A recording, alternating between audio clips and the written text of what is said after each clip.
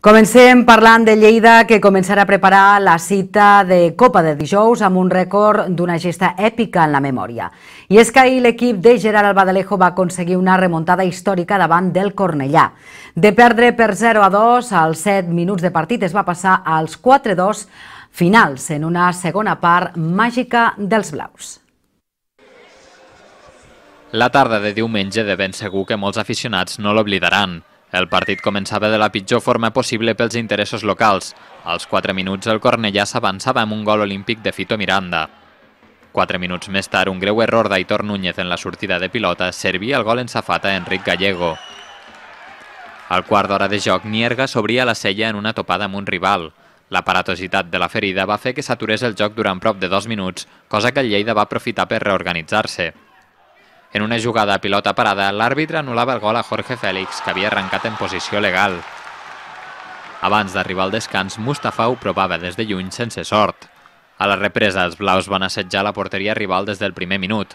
Jorge Félix retallava distàncies rematant un centre d'Ivan Agudo i 5 minuts més tard, Huertas, que havia entrat de refresc a la mitja part, engaltava un xut potent ajustat al pal dret del porter per empatar el partit.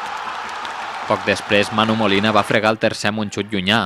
El Cornellà era una joguina trencada en mans del Lleida, però encara va tenir una opció per tornar-se a posar per davant.